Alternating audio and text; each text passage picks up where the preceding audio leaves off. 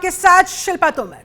तो bumper voting के साथ ही बंगाल में चुनाव तो संपन्न हो गए, लेकिन अब सबसे बड़ा सवाल जिस पर सिर्फ बंगाल की ही नहीं बल्कि पूरी दिल्ली की, पूरे देश की निगाहें टिकी हुई है, वो ये कि क्या 4 मई को बंगाल में इतिहास लिखा जाएगा? क्या 4 मई को ममता बनर्जी लगातार चौथी बार बंगाल की मुख्यमंत्री बनेंगी, या फिर होगा सत्ता परिवर्तन और यहां खिल जाएगा कमल? फिलहाल तो अब तक के जो भी एग्जिट पोल सामने आए हैं उनके मुताबिक बंगाल में बीजेपी सरकार बनने की संभावना ज्यादा है। हालांकि टीएमसी को भी नकारा नहीं जा सकता। तमाम एग्जिट पोल्स के बाद आज हम एक ऐसा एग्जिट पोल आपके लिए लेकर आए हैं, एक ऐसा एग्जिट पोल आपको दिखाने जा रहे हैं जो सबसे सच्चा और सबसे भरोसेमंद है। यह एग्जिट पोल सीधे सीधे बंगाल की जनता से पूछकर किया गया है। सोर्सेज के हिसाब से ये जो एग्जिट पोल अभी मैं आपको दिखाने जा रही हूं वो सच्चा क्यों है, ये भी मैं आगे आपको बताऊंगी। लेकिन बिना वक्त गवाए सबसे पहले चलिए दिखाते हैं आपको सबसे सच्चा और भरोसेमंद एग्जिट पोल क्या कह रहा है, देखिए।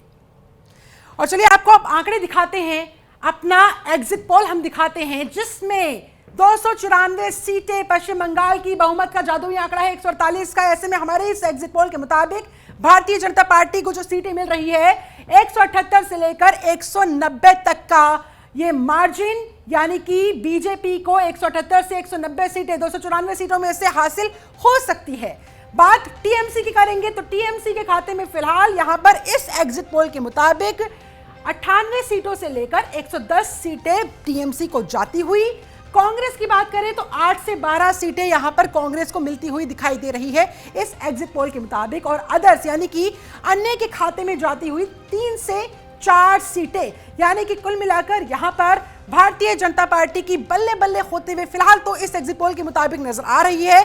पीएम मोदी से लेकर अमित शाह से लेकर मुख्यमंत्री योगी आदित्यनाथ से लेकर जिस तरह से बंगाल की धरती पर उन्होंने डेरा डाले रखा, जिस तरह से वहां पर लोगों तक अपने मुद्दे पहुंचाने की कोशिश की, इस एग्जिट पोल के मुताबिक तो लग रहा है कि उनका काम हो गया, उनका जादू बंगाल की जनता पर चल गया। और टीएमसी 98 से 110 सीटों पर, यानी कि 3 बार से लगातार मुख्यमंत्री ममता बनर्जी, उनके लिए क्या इस बार एंटी इनकम्बेंसी फैक्टर था, नहीं था, यह बड़ा सवाल था। और उसी के मुताबिक कहा जा सकता है कि हाँ था, और 98 से 110 सीटें फिलहाल यहां पर इस एग्जिट पोल के मुताबिक टीएमसी को, ममता दीदी को मिलती हुई दिखाई दे रही है। और कांग्रेस, अधीर रंजन चौधरी, कांग्रेस के तमाम बड़े चेहरे वहां पर पुरजोर कोशिश करते हुए नजर आए, जनता से कनेक्ट करने की कोशिश करते हुए नजर आए। लेकिन क्या कांग्रेस के लिए वहां पश्चिम बंगाल के अंदर जो सियासी जमीन को वापस पाने की कोशिशें की जा रही थी वो बहुत टेढ़ी कीट साबित हो रही है?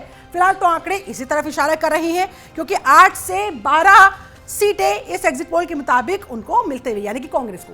और चलिए अब आपको कुछ आंकड़े और दिखाते हैं। 2021 बंगाल विधानसभा चुनाव के मैं आंकड़े आपको दिखाती हूं।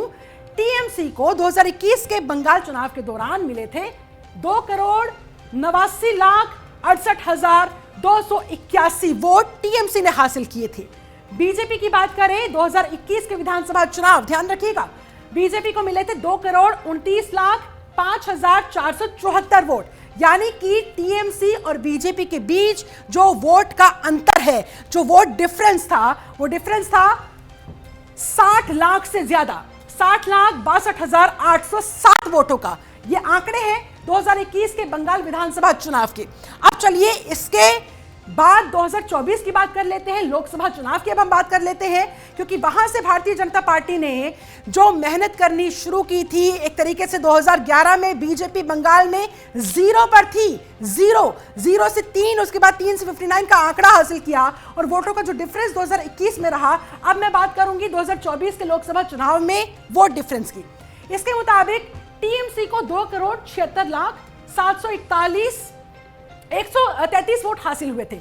2,76,74,133 वोट टीएमसी को, बीजेपी को मिले 2,34,31,081 वोट, यानी कि मैं वोट डिफरेंस की बात करूं तो वोट डिफरेंस रहा तकरीबन 42 लाख का।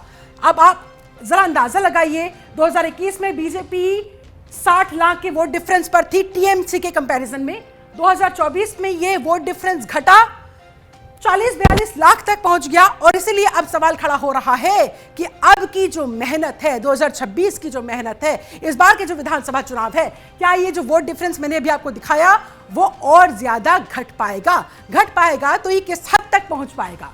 और चलिए अब आपको देखिए, अलग अलग एजेंसीज ने टीएमसी को, बीजेपी को कितनी कितनी सीटें दी है, वो आंकड़े अब आपकी टीवी स्क्रीन पर आपके सामने।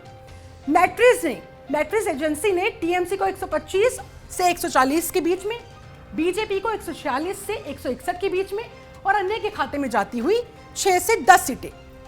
चाणक्य स्ट्रेटेजीज की मैं बात करूं, 130 से 140 सीटें ये टीएमसी को दे रहा है, बीजेपी को 150 से 160, यानी कि 10 सीटों का प्लस माइनस का मार्जिन यहां पे इनकी तरफ से शो किया गया है, और अन्य 0 से 5।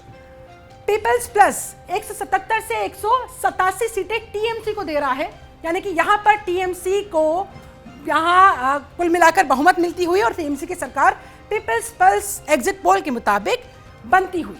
बीजेपी के खाते में 95 से 110 सीटें और अन्य यहां पर 1 से 4 रह जा रही है। पोल डायरी 99 से लेकर 127 टीएमसी को दे रही है और बीजेपी को यहां पर जिताती हुई, बीजेपी की सरकार यहां पर बनाती हुई ये वाला पोल डायरी का एग्जिट पोल 142 सीटों से लेकर 171 सीटों तक का, और 5 से 9 सीटें यहां पर अन्य के खाते में जाती हुई। प्रजा पोल की बात कर लेते हैं, अगले एग्जिट पोल की हम बात कर लेते हैं। इसके आंकड़े के मुताबिक 85 से 110 सीटें टीएमसी को मिल रही है, बीजेपी को मिल रही है 178 से लेकर 208 तक के बीच की सीटें, और 0 से 5 अन्य के खाते में। और आखिरी एजेंसी की मैं बात करूं, पी मार्क की मैं बात करूं, तो इसके एग्जिट पोल ने जो आंकड़े दिए हैं उसके मुताबिक 118 से 138 टीएमसी के खाते में, बीजेपी को मिल रही है इसके मुताबिक 150 से 175, और अन्य को ये 0 दे रहा है। यानी कि कुल मिलाकर 1 2 3 4 5 6, ये 6 एजेंसीज, इन 6 एजेंसीज का एग्जिट पोल आपके सामने, जिनमें से दो एग्जिट पोल यहां पर टीएमसी को जिताता हुआ नजर आ रहा है। अब ऐसे में देखिए जनता के दिल में क्या है, जनता ने आखिर किसके ऊपर भरोसा जताते हुए वोट डालने के लिए बम्पर वोटिंग की है, क्योंकि देखिए इस बार तो रिकॉर्ड तोड़ वोटिंग हुई है, और ये अमूमन 2 ही वजहों से होती है। या तो सत्ता के खिलाफ बड़ी संख्या में लोग वोट डालने के लिए अपने अपने घरों से बाहर निकलते हैं, या तो फिर जो उनकी मौजूदा सरकार होती है उसे रिटेन करने के लिए, उसे बचाने के लिए। और ऐसे में अब बंगाल की जनता ने आखिरकार क्या फैसला लिया है, इसके लिए तो 4 मई का ही करना होगा इंतजार। फिलहाल तो हमने आपको न्यूज़ इंडिया पर दिखाया है अब तक का सबसे सच्चा और सबसे भरोसेमंद एग्जिट पोल, उसके आंकड़े अभी हमने आपको दिखाए हैं। हालांकि हिंसा की खबरें सामने आती रही, छुटपुट झड़पों की खबरें सामने आती रही, और ऐसे में अब बड़ी संख्या में, ये देखिए एक बार फिर से हम वही सारी तस्वीर आपको दिखा रहे हैं। फर्स्ट फेज के तहत, सेकंड फेज के तहत बड़ी बड़ी कतारें, लंबी लंबी लाइनें मतदाताओं की जो देखने को मिली। ऐसे में अब ये बम्पर वोटिंग किसकी करेगी बल्ले बल्ले, और किसको हाथ लगेगी निराशा, क्योंकि इतनी मेहनत के बाद टीएमसी को भी लग रहा है कि वही वापस से आने वाले हैं, चौथी बार ममता बनर्जी ही मुख्यमंत्री बनने वाली है, और उधर बीजेपी को लग रहा है कि भाई ये जो लहर देखने को मिली है ये परिवर्तन की लहर है। अब आखिरकार ये है क्या, रुक करेंगे। हमारे साथ तमाम खास मेहमान इस समय जुड़े हुए हैं, जल्दी से उनका मैं तारुफ आपसे करवा देती हूं। बीजेपी प्रवक्ता अनंत अमित सिंह हमारे साथ जुड़ चुके हैं, बहुत स्वागत है सर आपका। मोहम्मद एहतेशाम उल हक साहब हमारे साथ टीएमसी नेता हैं, ये भी जुड़ चुके हैं, बहुत बहुत स्वागत है सर आपका। डॉक्टर सौरभ मालवीय राजनीतिक विश्लेषक के तौर पर हमारे साथ मौजूद, बहुत स्वागत है। और तहसीन पूनावाला साहब भी हमारे साथ मौजूद है। सर आपका भी बहुत बहुत स्वागत करती हूं मैं न्यूज़ इंडिया पर। सबसे पहले एहतेशाम उल हक साहब, नींद आ पा रही है, बेचैनी बढ़ रही है, एग्जिट पोल्स जिस तरह इशारा कर रहे हैं, पसीने तो नहीं छूट रहे हैं, या लग रहा है कि नहीं तस्वीर बदल जाएगी? शिल्पा जी, नींद भी बहुत अच्छी आ रही है और हम लोग बहुत आराम से हैं। चौथी बार सरकार बनाने जा रहे हैं। 4 तारीख, बस 2 दिन का वेट करें। 4 तारीख का दिन एक ऐसा दिन होगा जो इतिहास रचेगा पश्चिम बंगाल। एक ऐसा इतिहास जो समझिए भारतीय जनता पार्टी का जो वहां से चलते हुए, महाराष्ट्र से चलते हुए, उत्तर प्रदेश से, तमाम से चलते हुए यहाँ पर जो समझिए ब्रेक लगेगा। और चौथी बार फिर से ममता बनर्जी की सरकार बनने जा रही है। ये एक बात स्पष्ट रूप से कहना चाहता हूं, जिस हिसाब से लोगों ने मैंडेट दिया है, जो 93% लोग पश्चिम बंगाल के लोगों ने वोट दिया है, तो तो ये एसआईआर के विरुद्ध में जो भारतीय जनता पार्टी देखेंगे कि आप जो है पश्चिम बंगाल के लोगों को जो मत का प्रयोग समझ लिए 27 से 28 लाख लोग वंचित रह गए, जो हमारा कॉन्स्टिट्यूशन है, जो हमारा मौलिक अधिकार है। लेकिन भारतीय जनता पार्टी 58 लाख तो एसआईआर माध्यम से हुआ, लेकिन 28 लाख लोग समझ लिए वंचित रह गए। तो एगेंस्ट में, एसआईआर के एगेंस्ट में तमाम लोग अपनी वोट दिए हैं और वोट अभी ईवीएम में बंद है शिल्पा जी, और 4 तारीख का समय होगा। जाहिर तौर पर 4 तारीख का ही करना होगा इंतजार, उसी के बाद दूध का दूध पानी का पानी हो पाएगा। लेकिन मेरा सवाल सर आपसे ये है कि एग्जिट पोल, बल्कि मैं बोलूंगी मेजॉरिटी ऑफ एग्जिट पोल्स तो किसी और तरफ इशारा कर रहे हैं, इसके पीछे की कोई वजह हो सकती है क्या? वो फैक्टर भी मानकर चल रहे हैं आप? कॉन्फिडेंस वैसे आपका अच्छा है, लेकिन कहीं ओवर कॉन्फिडेंस तो नहीं है? शिल्पा जी देखिए, लास्ट 2021 में भारतीय जनता पार्टी का सपना था, इन्होंने कहा था कि अब की बार 200 के पार, लेकिन यहाँ की सेक्युलर जनता, यहाँ के, मैं उनको सैल्यूट करता हूँ कि 70 सीट पर लाके खड़ा कर दिए थे। इस बार इन्होंने डिमांड किया 170 सीट, तो ये 50 का आंकड़ा भी पार नहीं कर सकेंगे, ये स्पष्ट रूप से मैं कहना चाहता हूँ। इसलिए कि पश्चिम बंगाल के लोगों का इन्होंने सबके लिए नाम काटा है, तो ये गणतांत्रिक हिसाब से जो हमारा अधिकार जो छीना है उसके अगेंस्ट में 93% लोग वोट दिए हैं। फिर से एक बार ममता बनर्जी की सरकार बन रही, इसलिए इनके पास में कोई मोटो नहीं था, इनके पास सिर्फ घुसपैठिया, रोहिंग्या, बांग्लादेशी के अलावा डेवलपमेंट की बात नहीं किए, रोजगार की बात नहीं किए कि हम पश्चिम बंगाल में आएंगे ये। लेकिन नया एक सगुफा दिए कि 3000, हमारी सरकार अगर बन जाएगी तो हम 3000 रुपया देंगे। लेकिन मैं एक बात स्पष्ट रूप से कहना चाहता हूँ कि 1500 रुपया से लेकर के समझ लिए हमारे तमाम 2,62,00,000 महिलाओं को डायरेक्ट अकाउंट में 1500 रुपया और 1700 रुपया जाता है। आपको चलिए 1500 रुपया 1700 रुपया क्या कहीं कमाल हो पाएगा क्या? आधी आबादी, क्या जो बंगाल की जनता है वो दीदी के काम से खुश होकर उनको वोट डालने के लिए पहुंची? 4 तारीख का कर लेते हैं सर इंतजार। में लौट रही हूँ सर आपके पास, हमारे साथ अनंत अमित जी भी जुड़े हुए हैं। अनंत जी, सुना आपने? ये तो कह रहे हैं कि भाई 50 सीट से ज्यादा आप कूद नहीं पाएंगे। एग्जिट पोल्स को देखकर, इन आंकड़ों को देखकर खुश होते रहे, लेकिन 4 तारीख को जब नतीजे सामने आएंगे बंगाल की जमीन आपके पैरों तले से खिसक चुकी होगी। देखिए शिल्पा जी, जिस तरीके से 23 तारीख के चुनाव के बाद और 29 तारीख के चुनाव के बाद और कल रात तक एक नई जानकारी है कि ये पहले हाईकोर्ट जाती रही टीएमसी, आज वो सुप्रीम कोर्ट भी आई थी और मतगणना के खिलाफ सुप्रीम कोर्ट में इनके कपिल सिब्बल साहब आए, डबल बेंच में गए और डबल बेंच में इन्होंने कहा कि सारे बूथ पर केंद्रीय प्रतिनियुक्ति हो रही है या पीएसयू के लोगों की नियुक्ति हो रही है, उस आधार पे हमें यह चाहिए कि राज्य सरकार के कर्मचारियों को भी नियुक्ति की जाए। लेकिन तमाम बहस सुनने के बाद सुप्रीम कोर्ट ने इनके सारे मामले को खारिज कर दिया और सुप्रीम कोर्ट ने कहा कि इलेक्शन कमीशन ऑफ इंडिया जो काम करवा रहा है संवैधानिक तौर पर करा रहा है, आपके सारे मामले को खारिज किया जाता है। हाँ। तो यह दर्शाता है शिल्पा जी कि इनकी बेचैनी कितनी है। और आज जो 15 बूथ पे जिस तरीके से पोलिंग 4 मई को सर सुप्रीम कोर्ट तय नहीं करेगा ना, 4 मई को तो यहाँ की जनता को तय करना था, जो वो कर चुकी है, बस नतीजे सामने आने हैं। देखिए शिल्पा जी, 4 मई ममता दीदी गई, भाजपा आई, ये तय है। और ये जिस तरीके से विगत 15 वर्षों के कुशासन में, एक बात और मैं बताना चाहता हूं। अच्छा, जिस कॉन्फिडेंस के साथ आपने बोला है 4 मई ममता गई और बीजेपी आई, सर क्या लगता है आपको क्यों लोगों ने इतनी बड़ी संख्या में अपने घरों से बाहर निकलकर बीजेपी को वोट किया होगा? कौन से मुद्दे आपके लिए जो काम किए? बहुत अच्छा सवाल है। हमने कहा भय से भरोसा तक। माननीय मोदी जी ने सारे सभाओं में कहा भय से भरोसा तक, और महिला बेटी बहनों की सुरक्षा के लिए जो हमने संकल्प पत्र में कहा, पश्चिम बंगाल के विकास की बात कही। आज तक पश्चिम बंगाल में भारतीय जनता पार्टी एनडीए की सरकार कभी नहीं आई, या तो कांग्रेस की सरकार रही, या वामपंथ की सरकार रही, या टीएमसी की सरकार रही। हम 2016 में 3 सीट जीत कर आए, जैसा कि आपने बताया। 2021 में हम 77 सीट जीत कर आते हैं। और शिल्पा जी, 2021 के चुनाव में लगभग 1000 बूथ पर हमारे कार्यकर्ता भी नहीं होते हैं। और विगत 5 वर्षों के कार्यकाल में हमने जिस तरीके से काम किया है जनता के बीच में जाकर, तो हमें पूर्ण विश्वास है। और जो जनता का समर्थन मिल रहा था, उस समर्थन के आधार पर करें। एग्जिट पोल जो भी आ रहे हैं, एक एग्जिट पोल तो आप बताना भी नहीं चाहेंगे, बहुत सारे जो वामपंथी पत्रकार है, 10 ऐसे एग्जिट पोल आए हैं जो कि टीएमसी को बता रहा है।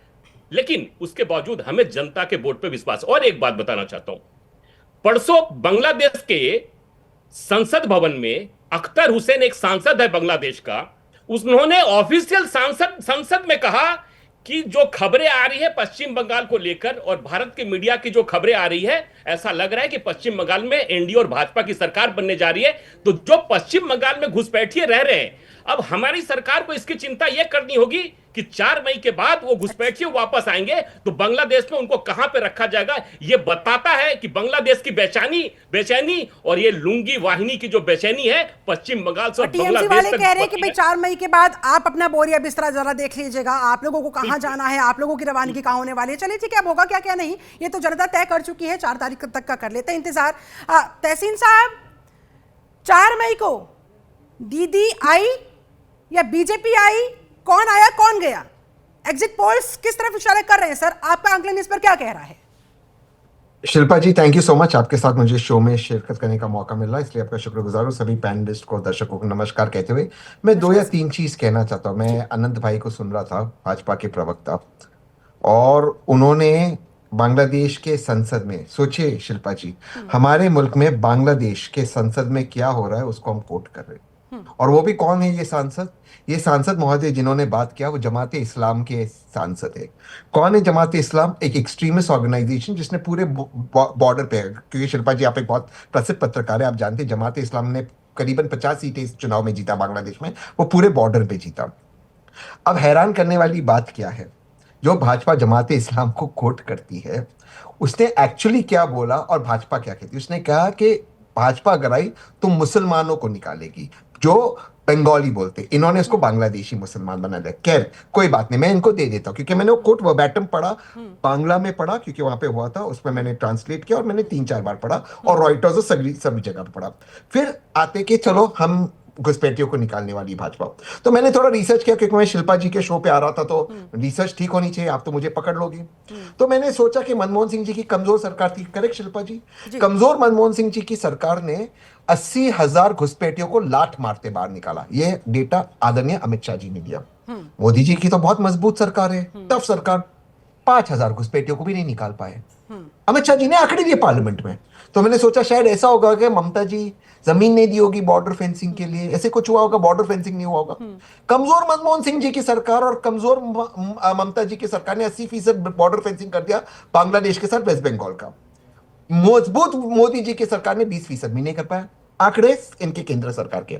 फिर मैंने सोचा कि ममता जी तो देशद्रोही है, बांग्लादेश घुसपैठियों को रखती है, उन्होंने कहा होगा जमीन नहीं देगी। तो मैंने लैंड सीलिंग एक्ट पढ़ी।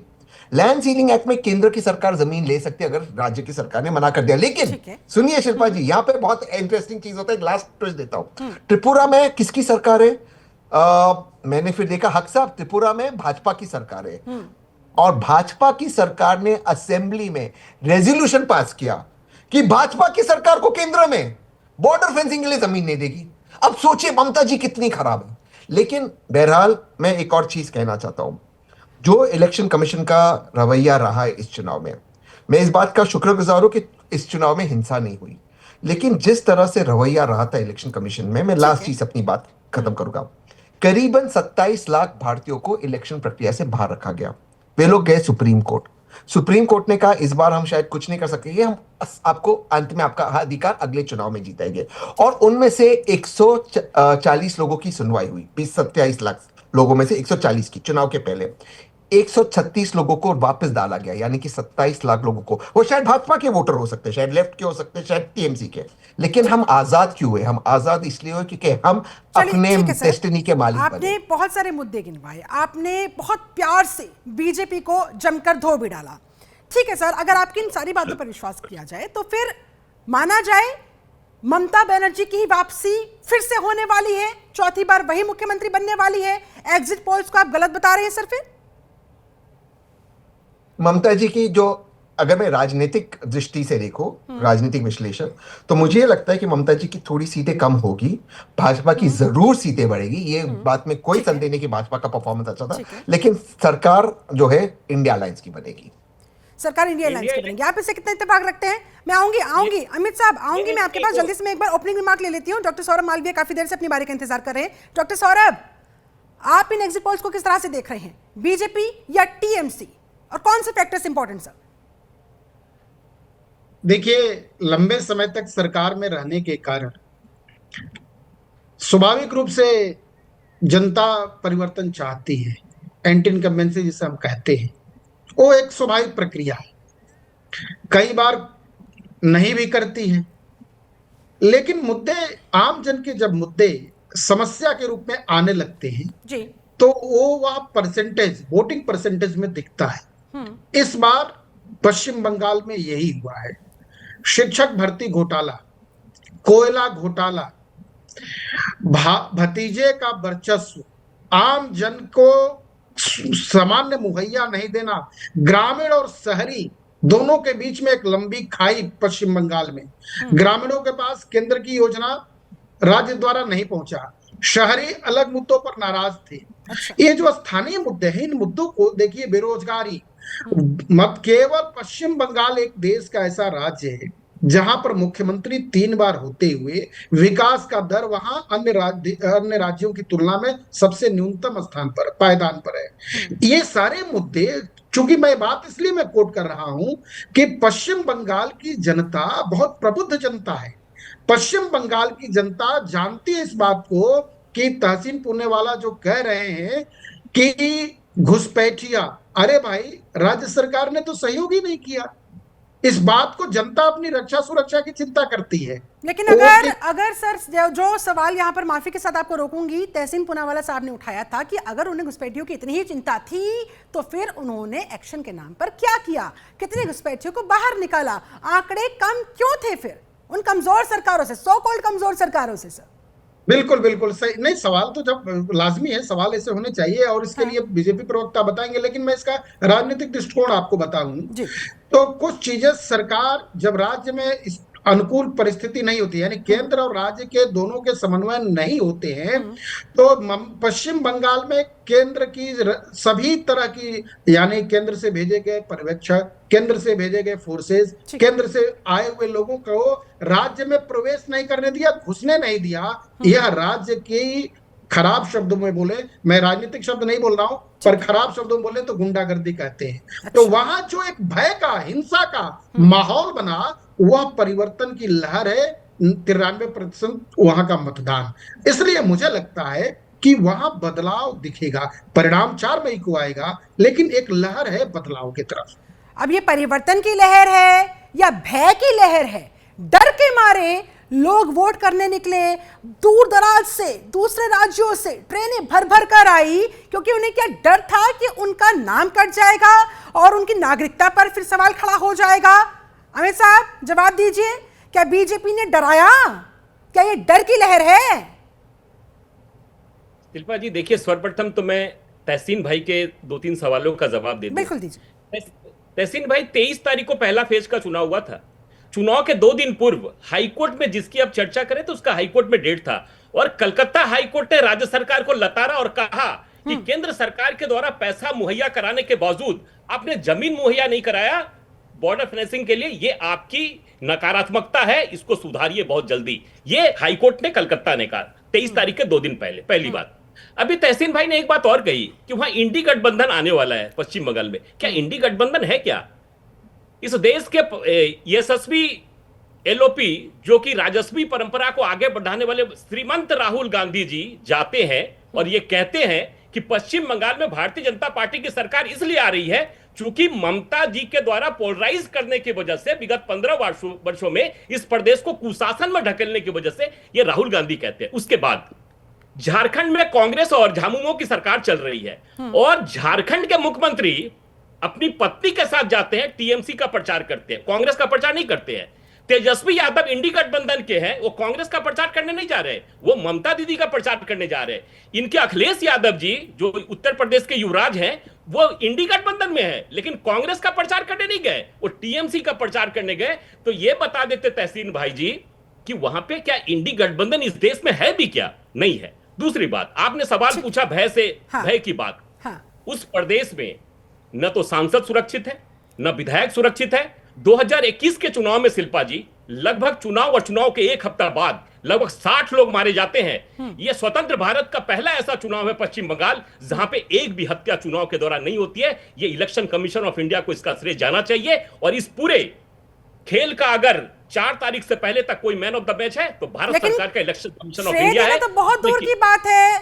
बीजेपी के इशारे पर काम करने का आरोप लेकिन उनके ऊपर लग रहा है। तहसीन जी जो ये सवाल उठा रहे थे, जरा उनका जवाब भी दीजिएगा। साथ ही साथ सर, अब ममता बनर्जी को अगर हर चीज पर अविश्वास होगा तो कैसे माने कि भाई अगर उनकी लहर है तो फिर ये तो कॉन्फिडेंस उनके एक्शंस में भी झलकना चाहिए कि अगर वाकई में ममता बनर्जी इतनी बम्पर जीत के साथ वापस आ रही हैं, चौथी बार मुख्यमंत्री बनने जा रही है, इतना तो सर आइडिया पॉलिटिकल पार्टीज को अंदर खाने हो ही जाता है, तो फिर उनकी ये घबराहट या ये कहा जाए कि वो इतनी छटपटा क्यों रही है, जिस तरह से सुप्रीम कोर्ट के अंदर भी उनको झटका लगा, सर इसके पीछे की फिर क्या वजह? आपकी बात से मैं बिल्कुल इत्तेफाक रखता हूँ। मैं नहीं मानता हूँ कि ममता जी बम्पर वोटों से मतों से जीत रही है, 200 या ऐसे पार कर रही है। मैं बिल्कुल मानता हूँ भाजपा बढ़ रही है, लेकिन मैं मानता हूँ अंत में टीएमसी सरकार बना लेगी। ये पहली बात। ममता जी क्यों घबरा रही है? क्योंकि आपको याद होगा कि नंदीग्राम के चुनाव में पिछली बार 16वें राउंड तक मैं आप ही के साथ था, आपकी सिस्टर चैनल पे उस दिन 16वें राउंड तक आदरणीय ममता जी लीड में थी। 70वें राउंड में अचानक से पोलिंग में उन्होंने पोस्टल बैलेट गिनना शुरू किया, जो शुरुआत में होता है। आज तक हाई कोर्ट ने उस पिटीशन को डिस्पोज नहीं किया। वो 1900 वोट से शुभेंदु अधिकारी जी के सामने हार गए। अचानक से पोस्टल बैलेट 70वें राउंड में निकाले, जबकि शुरुआत में होता है। उसका आंसर दिया इलेक्शन कमीशन में, लेकिन वो आज तक पिटीशन डिस्पोज ऑफ नहीं हुआ। जहां तक तीसरा सवाल है जो डॉक्टर साहब ने बताया, देखिए मैं बिल्कुल मानता हूं साहब, आप और मैं, सौरभ साहब आप और मैं एक ही लाइन पे कि घुसपैठियों को हमें बाहर निकालना है। 19 लाख घुसपैठिए सुप्रीम कोर्ट की निगरानी में हुए एनआरसी में आसाम में पाए गए और उसके खिलाफ उन घुसपैठियों को निकाला नहीं। आदरणीय हिमंता बिस्वा शर्मा जी ने कहा हम इस एनआरसी को मानते नहीं, सुप्रीम कोर्ट ने करवाया और दोबारा सुप्रीम कोर्ट गए एनआरसी करवाने के लिए। 19 लाख घुसपैठिए बैठे आज आसाम में, एक भी डिस्पोज ऑफ नहीं हुआ। साहब रोहिंग्या, इनकी सरकार का डेटा है, मैं लास्ट टाइम कह देता हूं, आपकी इजाजत है, सरकार का डेटा है सुप्रीम कोर्ट के अंदर। रोहिंग्या बंगाल के अंदर कुल मिलाते कुछ 300 या 400 है। 90% रोहिंग्या दिल्ली में, उनको आई कार्ड दिया गया है। हरदीप पुरी जी ने उनके लिए फ्लैट ट्वीट किया, जब मेरे ट्वीट हमने कहा उनको आप फ्लैट दे रहे हो, जवाब लेती हूं, दिल्ली में नाक के नीचे बैठे हैं भाई रोहिंग्या, और आपने क्या किया? आपने आईडी दिया है। ठीक है, क्या ये मुद्दे सिर्फ मुद्दों के नाम पर, सिर्फ चुनाव के नाम पर?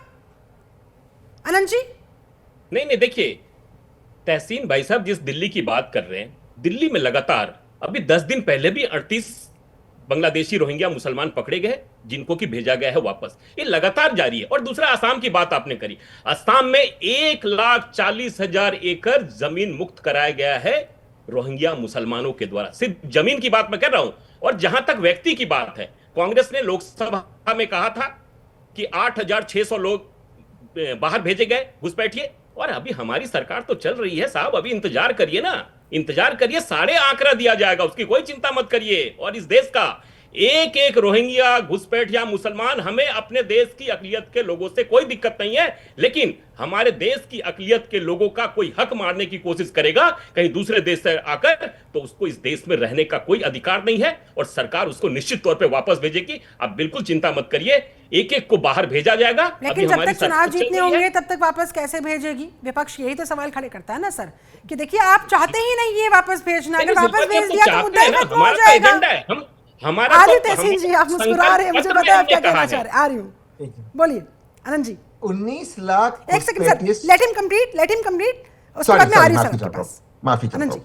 तो शिल्पा जी, हमारे तो संकल्प पत्र में, हमने तो संकल्प पत्र में यह कहा है कि इस देश में घुसपैठिया बहुत बड़ी समस्या है और हमारा यह राजनीतिक मुद्दा है, और इस मुद्दे को हमें समाप्त करना है। राजनीतिक मुद्दा है तो फिर समाप्त क्यों करिएगा? जब इसका राजनीतिक लाभ आपको होता है या फिर इस मुद्दे को लेकर एक हवा बनती है, एक माहौल बनता है। चलिए मैं लौटूंगी सर आपके पास जल्दी से, उसके बाद एहतेशाम उल हक साहब भी अपनी बारी का इंतजार कर रहे हैं। जल्दी से तहसीन जी, आप कुछ कहना चाह रहे थे, उसके बाद उल हक साहब आ जाएंगे। अनंत साहब, या तो आप प्रेग्नेंट हो या तो नहीं हो, आधा प्रेग्नेंट कोई नहीं होता। या तो 19 लाख घुसपैठिए आपके नाक के नीचे एनआरसी में है या तो नहीं है तो उनको निकालिए। 38 को निकालते, आप यहाँ पर कह रहे कि हमने निकाला 38 क्या होता? 19 लाख घुसपैठिए है एनआरसी में, सुप्रीम कोर्ट का, उनको निकाले। आप कहते हैं हमने 38 निकाला, 38 से क्या होगा? 19 लाख के साथ। एक एग्जाम्पल दिया कि लास्ट वीक भी 10 दिन पहले भी पकड़े गए हैं, और लगातार ये जंग जारी है। और हमारा तो संकल्प है ना कि जब तक हम इस देश से रोहिंग्या मुसलमान घुसपैठियों को बाहर नहीं कर देते हैं, तब तक ये हमारा राजनीतिक मुद्दा है और रहेगा, इस देश की समस्या है। इस बात को माने या ना माने, विपक्ष भी मानने को तैयार है इस बात को, तभी तो लोकसभा में कहीं ऐसा तो नहीं है अच्छा, मैं सौरभ जी, मैं आपके पास आऊंगी। इस चर्चा को आगे बढ़ाने की कोशिश करते हैं कि ऐसा तो नहीं है कि इसी मुद्दे पर बड़ी संख्या में जो मतदाता हैं वो डर के मारे निकले हों दीदी को जिताने के लिए? क्या ये संभावना हो सकती है सर, सौरभ मालवीय साहब, कि भाई अगर हमें घुसपैठिया बोल के बाहर निकाल दिया गया, हमारी नागरिकता खत्म कर दी गई, कहां जाएंगे हम? इससे अच्छा तो दीदी को वापस ले आते हैं, कम से कम बच्चे तो रहेंगे। देखिए शिल्पा जी, ये तो अपने अपने दृष्टिकोण है कि हम कैसे इन सारी चीजों को सब लोग परिभाषित करें, लेकिन भारत की जनता और खास करके पश्चिम बंगाल के मतदाता बहुत प्रबुद्ध होते हैं। बंगाल की भूमि जो है, माटी, वो बहुत ही क्रांतिकारी माटी है और बहुत इंटेलेक्चुअल लोग रहते हैं वहां, तो भय का काम वहां नहीं होता है। मेरा ऐसा आकलन है, मैं बंगाल गया, देखा, और मैं जो समझता हूं, तो मुझे लग रहा है इस पूरे चुनाव में कि ममता बनर्जी के टीएमसी का आंतरिक कलह भी एक मुद्दा है, बेरोजगारी भी एक मुद्दा है, डेवलपमेंट भी एक मुद्दा है, सभी योजनाओं को गांव तक नहीं पहुंचाना एक बड़ा मुद्दा है, और सबसे जो बड़ा मुद्दा है, यानी राजनीति में जो करते हैं वो बीजेपी को इसका लाभ मिल रहा है, घुसपैठिया ये मुद्दा है, और इस मुद्दे का लाभ डर के कारण नहीं, ममता को नहीं मिलने वाला है, लेकिन मुझे लग रहा है कि बदलाव की तरफ ये जाता हुआ दिख रहा है। बदलाव की तरफ जाता हुआ तो दिख रहा है सर, वो तो समझ में आ रहा है इस वोटिंग प्रतिशत को देखकर, लेकिन वो बदलाव किसके लिए होगा? क्या यहाँ पर बीजेपी की बरसों की, दशकों की जो मेहनत है वो रंग लाएगी एहतेशाम उल हक साहब, या फिर आप लोगों को फिर से मौका मिल जाएगा? हालांकि आप तो जाहिर सी बात है अपनी बारी की बात ही करेंगे कि भाई हम ही वापस आ रहे हैं, लेकिन कहीं ऐसा ना हो 4 तारीख को नजारा कुछ और ही हो जाए। बिल्कुल नहीं शिल्पा जी, हम लोग चौथी बार आ रहे हैं, इसलिए हम लोगों ने विकास का काम किया, जुमलाबाजी का काम नहीं किया। भारतीय जनता पार्टी जुमलाबाजी का काम किए हैं, दिल्ली के लोगों को ठगे हैं। उन्होंने कहा कि 2,500 रुपया माताओं बहनों को देंगे, आप हमारी सरकार बना दो, लेकिन उनकी सरकार बन गई, लेकिन 2,500 रुपया नहीं मिला। लेकिन मैं आपको गर्व से कहता हूँ कि पश्चिम बंगाल में हमारी सरकार जो है पिछले 5 साल से लगातार माताओं बहनों को 2,42 लाख माताओं बहनों को डायरेक्ट अकाउंट में आता है। तो ये देखिए, हम लोग 94 योजनाएं हमारे 10 करोड़ जनता के लिए किए हैं। लेकिन एक बात और मैं पूछना चाहता हूँ, जिस हिसाब से सौरभ मालवीय जी और हमारे आनंद अमीर जी जो भारतीय जनता पार्टी के प्रवक्ता है, बहुत अच्छे ढंग से जब तहसीन पूनावाला जी बोल रहे थे आपके सामने में कि हमारी जब सरकार थी 2004 और 2014 के बीच में, तो लगभग 80,000 रोहिंग्या को डिपोर्ट किए थे। लेकिन अभी इनके सरकार 12 साल पूरे हो गए, लेकिन मात्र 3,761 को डिपोर्ट किए हैं। इसका मतलब है कि रोहिंग्या लेकर के ये कारोबार करना चाहते हैं, ये दुकानदारी करना चाहते हैं, ये राजनीति करना चाहते हैं। अच्छा। रोहिंग्या एक्चुअली में इनको देश में रखना है, और रोहिंग्या को वो कहते हैं रोहिंग्यास को, घुसपैठियों को तो आप लोग बचाते हैं, क्योंकि इन्हीं में आपका वोट बैंक है। आप अपने वोट बैंक को बाहर क्यों निकालेंगे? शिल्पा जी, अगर हमें रोहिंग्या से कोई मतलब नहीं है, अगर इनको रोहिंग्या निकालना होता तो 3,700 क्यों निकाला? इनको तो पूरे रोहिंग्या अगर एक तो चिन्ह करके पूरे राज्य में, पूरे भारत में चिन्ह करके निकालना चाहिए। लेकिन रोहिंग्या एक भी 65 लाख लोग बिहार में निष्कासित हुए, एक भी रोहिंग्या निकले क्या? यहाँ भी 58 लाख लोग निकाले गए, 27 लाख लोग समझ लिए वोट नहीं पर दे सके, लेकिन एक भी रोहिंग्या निकला का? रोहिंग्या एक बहाना है, इनको माइंड को डाइवर्ट करना है। लेकिन मैं उसके बावजूद भी शिल्पा जी, चौथी बार फिर से ममता बनर्जी की सरकार बन रही, इसलिए भारतीय जनता पार्टी बांग्ला विरोधी पार्टी, बंगाल की भाषा विरोधी, जहां जहां बांग्ला बोला जाता है बंगाली हमारा काम करते हैं, दिल्ली में, हरियाणा में, पंजाब में, चंडीगढ़ में, उसके बाद में उत्तर प्रदेश में जो बांग्ला बोलते हैं तो उसको मारते हैं और कहते हैं कि तुम बांग्लादेशी हो, रोहिंग्या हो। इसलिए यहाँ की सेक्युलर जनता किसी भी कीमत पर भारतीय जनता पार्टी को समझिए उस पर विश्वास नहीं करेगी और उनको सरकार बनाने का कभी भी मौका नहीं देगी। इसलिए हमारी नेत्री बहुत सारे योजनाएं की हैं, बहुत सारे काम किए हैं। ये स्मिता की लड़ाई है पश्चिम बंगाल का एक एक आदमी का, समझ लिए कि इज्जत का मामला तो इसीलिए तो बीजेपी कह रही है कि भाई आपने भय का माहौल पैदा किया, भय से भरोसे तक का नारा बीजेपी ने इसीलिए तो दिया। देखिए शिल्पा जी, भारतीय जनता पार्टी अगर भरोसे की बात करें तो हमने 15 लाख का भी वो भरोसा किया, हमने 2 करोड़ का भी भरोसा किया कि प्रतिवर्ष के हिसाब से रोजगार मिलेगा, हमने 400 का सिलेंडर 200 रुपया का भी भरोसा किया, हमने काला धन विदोषित आएंगे उसका भी भरोसा किया। देखिए पश्चिम बंगाल की जनता बहुत अवेयर है और उनको मालूम है कि मैं अपना मत का प्रयोग कैसे करूंगा और किन्हें देना है। इसलिए हमने आपको कहा कि भारतीय जनता पार्टी के पास में सिर्फ बिल्कुल, हिंदू, आपने मुसलमान, अच्छी बात रोहिंग्या, कही है। बांग्लादेशी पश्चिम के बंगाल अलावा की जो जनता और है कोई वो बात पूरी नहीं है। तरह से जागरूक है, अवेयर है, और जो बम्पर वोटिंग दोनों ही फेजेस में हुई है वो खुद इस बात की तस्दीक करती हुई। लेकिन सवाल यहाँ पर एक और खड़ा होता है, तहसीन पूनावाला साहब, आपको क्या लगता है सर, ये तमाम मुद्दे जिन पर हम बात कर रहे हैं वो तो है ही, लेकिन फ्रीबीज भी क्या बड़ा मुद्दा रहा?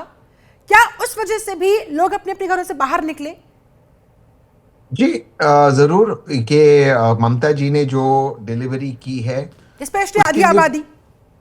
जी बिल्कुल, और जो उन्होंने महिलाओं के लिए किया है तो उसके लिए भी लोग निकले। और ये बात तो जरूर है कि जो बम्पर वोटिंग हुई है इसमें दोनों फैक्टर है, दोनों पक्ष कह रहे हैं, भाजपा कह रही है कि एंटी इनकम्बेंसी, टीएमसी कह रही है कि भाजपा के डर से लोग आए बंगाल की कल्चर को बचाने के लिए। तो वो हमें 4 तारीख को ही पता चलेगा, क्योंकि मुझे लगता है बहुत सारे फैक्टर है। और मैं अब भी मानता हूं ममता जी ने जिस तरह से फाइट किया उनको हराना बहुत मुश्किल होगा। मैं एक चीज क्लैरिफाई करना चाहता हूं आज के पिटीशन पे, क्योंकि अनंत भाई ने कहा था कि आज के पिटीशन में सुप्रीम कोर्ट में हार हुई। उन्होंने उस पिटीशन को एक्चुअली सुप्रीम कोर्ट ने उस पिटीशन उन्होंने डिसमिस नहीं किया।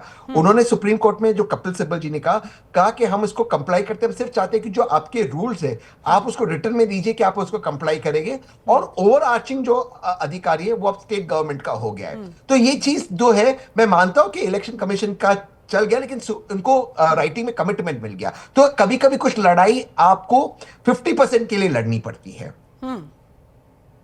अब जाहिर तौर पर से देखिए वो तो फिर अपने एंगल से ही इस खबर को पेश करेंगे ना, सब लोग अपने एंगल से कहेंगे, अपने तरीके से ही वो जनता तक में एक मैसेजिंग देने का काम करेंगे।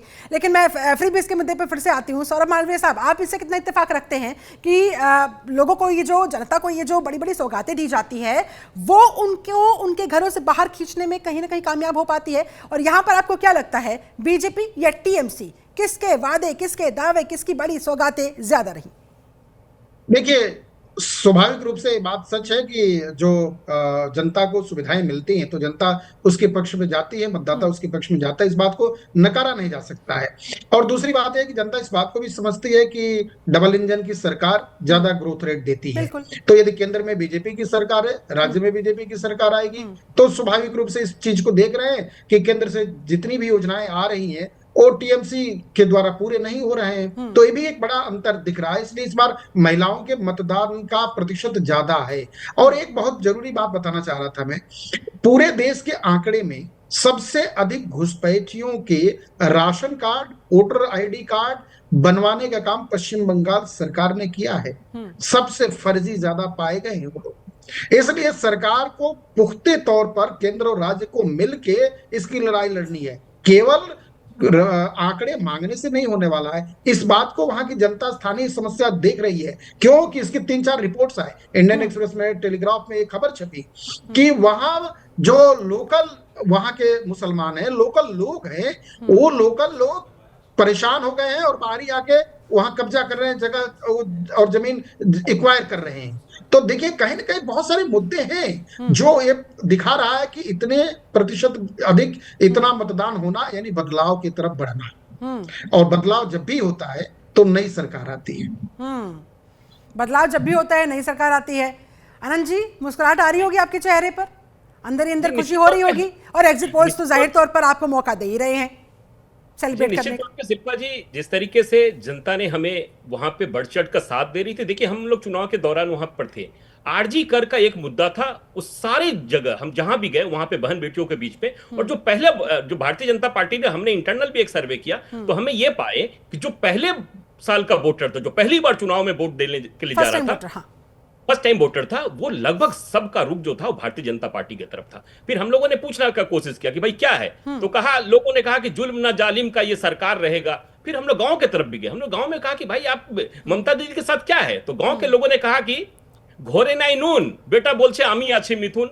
गांव के लोग कह रहे थे, हमने कहा ये कैसा बात, तो मतलब नून मतलब नमक, वो मतलब उसके गार्जियन कह रहे थे कि घोरे नाई नून बेटा बोलছে আমি আছি मिथुन। तो हमने कहा ये क्या है, तो बोला कि हमारी स्थिति ये हो गई है 15 वर्षों में। और उन्होंने एक चीज बात कहा कि इस प्रदेश में इससे पहले की भी बहुत इंपॉर्टेंट यहाँ पर फैक्टर आपने रेज किया है। तहसीन जी, मैं आपका भी इस पर टेक चाहूंगी कि ये जो यूथ वोटर है, युवा वोटर है, क्या ये खेला कर सकता है? क्योंकि देखिए ममता बनर्जी एक स्ट्रीट फाइटर रही हैं। ममता बनर्जी ने वाम दल के खिलाफ किस तरह से मोर्चा संभाला, किस तरह से उन्होंने लाठी डंडे खाए, धरने दिए, वो आज की यूथ नहीं जानती है। क्या इस बात का फायदा उठाने की भी बीजेपी ने पूरी कोशिश की होगी सर? और क्या इसका बेनिफिट उनको मिल सकता है सर, युवा वोटर के तौर पर, युवा वोटर को अपनी तरफ करके?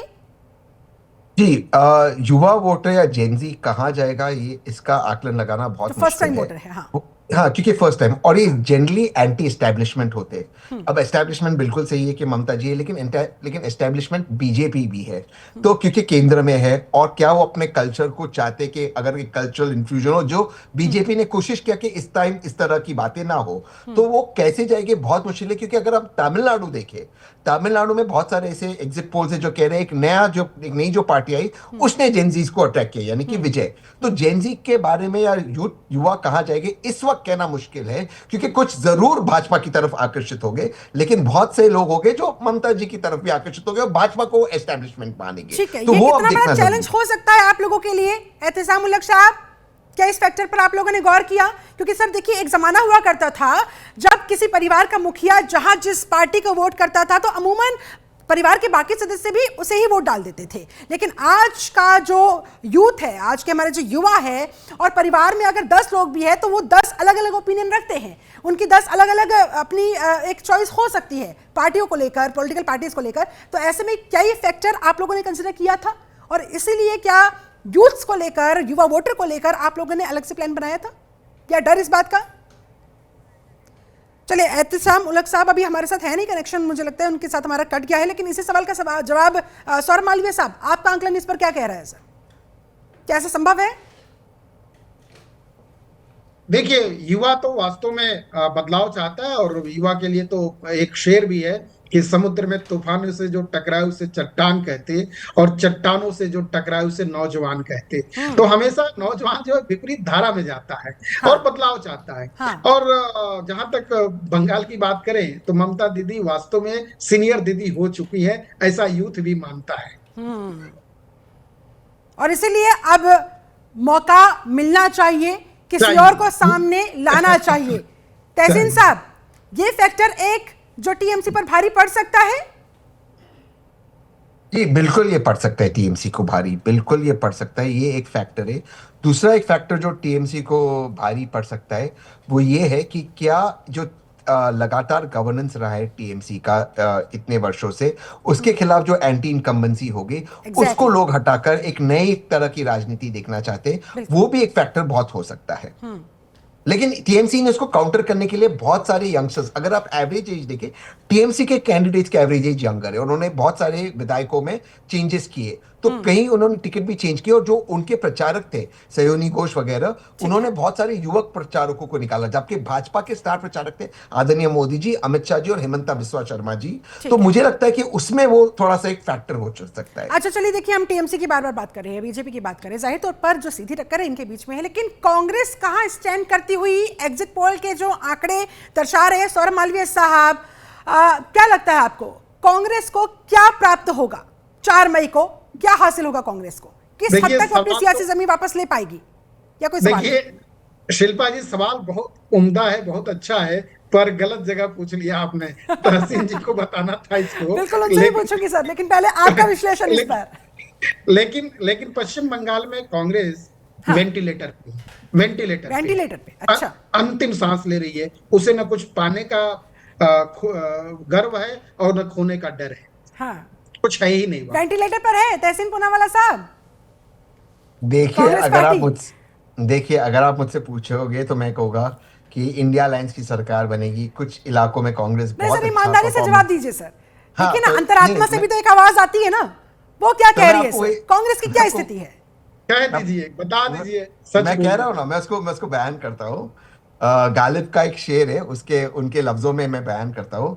हम तो जानते हैं जन्नत की हकीकत, लेकिन दिल को खुश रखने के लिए गालिब ये ख्याल अच्छा है। तो मैं वहां पर इससे ज्यादा नहीं कहूंगा, आप समझ गए मैं क्या कह रहा हूं। इशारों में सर आप पूरा जवाब आप दे ही गए हैं।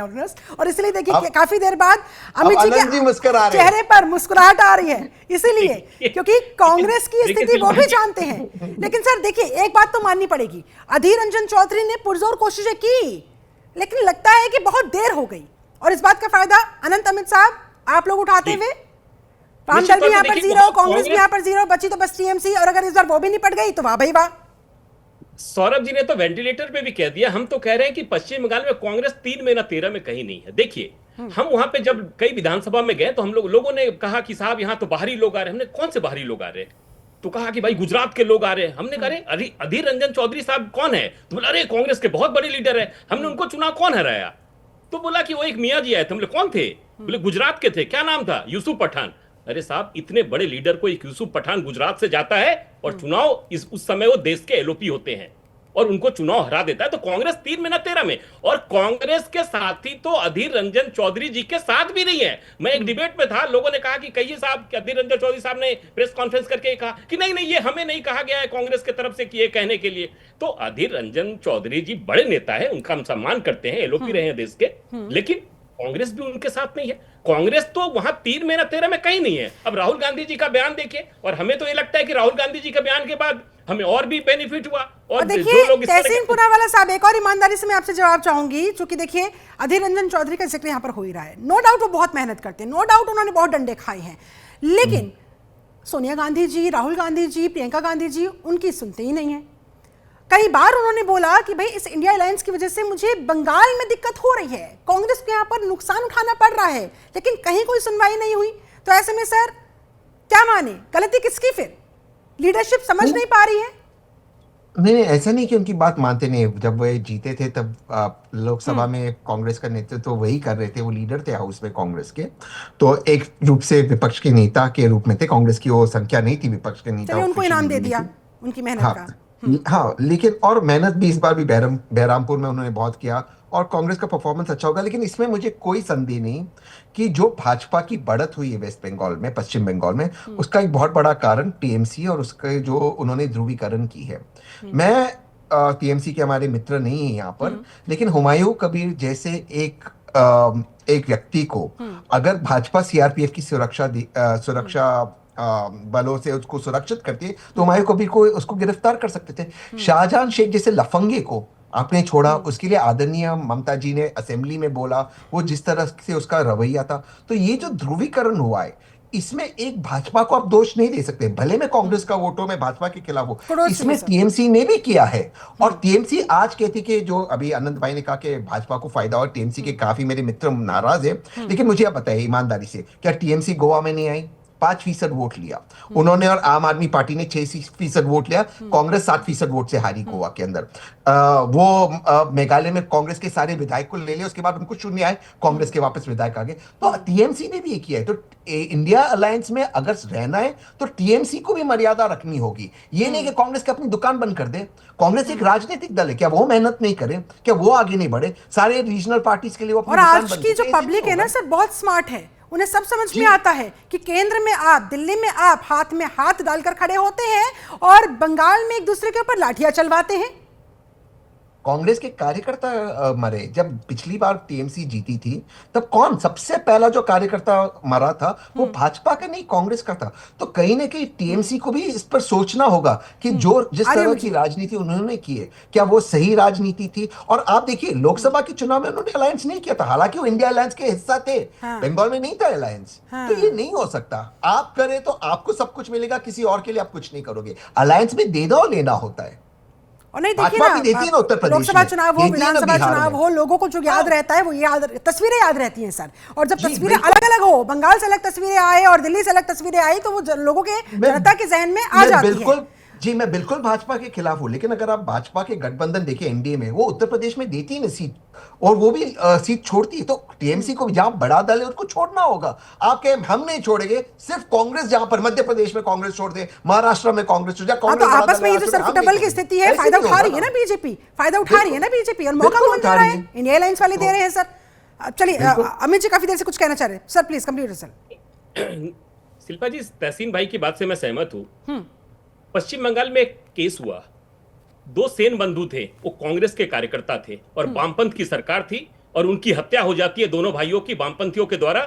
और उन दोनों भाई की हत्या करने के बाद उनके खून से चावल से रंगा हुआ चावल बनाया जाता है और उस सेन बंधु की मां को खिलाया जाता है, और यही कांग्रेस उस समय सदन से लेकर सड़क तक अगर खड़ी रहती तो आज ये कार्यकर्ताओं की हत्या नहीं होती। इस देश में राजनीति के लिए और सत्ता के लिए अगर हत्या का दौर चला है तो वामपंथ की सरकार में 3 राज्यों में हुआ है, पश्चिम बंगाल, केरल और उस समय का आपका त्रिपुरा। ये 3 ही जगह ऐसे केस हुए। लेकिन कांग्रेस अगर उसी समय संभल गई होती सेन बंधुओं की हत्या के बाद, तो आज पश्चिम बंगाल में राजनीतिक कार्यकर्ताओं की हत्या नहीं होती, चाहे वो भाजपा का हो, चाहे वो टीएमसी का हो, चाहे वो कांग्रेस का हो, चाहे वो वामपंथ का हो। लेकिन कांग्रेस ने अपनी गलती को उस समय अगर सुधार ली होती तो आज ये स्थिति पश्चिम बंगाल की नहीं होती। अच्छा चलिए देखिए, वामपंथियों का यहाँ पर जिक्र हो रहा है।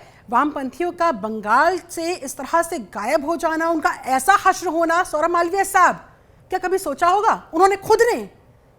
क्यों वो बिल्कुल डिसअपियर हो गए हैं? क्यों बिल्कुल गायब हो गए बंगाल से? वजूद पूरी तरह से खत्म हो गया है उनका। 34-35 साल जिसने राज किया हो, उसके बाद अब उनका अस्तित्व भी यहाँ बचा हुआ नजर नहीं आता। निश्चित तौर पर जो विचार प्रभावी होते हैं और इस तरह से अचानक लोप हो जाते हैं, तो उसके पीछे कई कारण होता है, कई समीकरण होते हैं। ऐसे में पश्चिम बंगाल में ज्योति बसु साहब रहे लंबे समय तक और बहुत ईमानदारी के साथ उनको वहां की जनता ने स्वीकारा, चाहा और फकीर जीवन था उनका। धीरे धीरे चीजें वहां बिगड़ती गई और वामपंथ का आतंक यानी लाल सलाम का जो गुंडागर्दी है वह वहां की जनता धीरे धीरे जानने लगी थी। वो खूनी खेल से उब गई थी और अंततः लाल सलाम गुंडा के स्वरूप में जो था बदमाशी, हिंसा का हथियार लेके विस्तार कर रहा था, उसे वहां की भोली भाली जनता बचने लगी और धीरे धीरे वामपंथ सत्ता से बाहर हुआ, विचार से बाहर हुआ और आज केरल को छोड़ दें तो पूरे भारत में वामपंथ कहीं नहीं है। कहीं नहीं है, बिल्कुल। आंकड़े भी दिखा रहे हैं, तस्वीरें भी दिखाती हैं। ऐसे में फाइनल कमेंट आपका अमित साहब। अब चूंकि 4 मई नजदीक है, परसों है, परसों दूध का दूध पानी का पानी हो जाएगा। असल में जनता ने क्या आखिर चाहा, किसे लाया, वो सबके सामने आ जाएगा। लेकिन आप लोगों की क्या तैयारियां? मिठाइयां बंटवाने की तैयारी, जलेबी तलने की तैयारी, या फिर झालमुड़ी बंटने वाली है पूरे बंगाल में? नहीं, पूरे बंगाल में झालमुड़ी के साथ साथ पूरे जय श्री राम के नारा के साथ लड्डू बटेगा।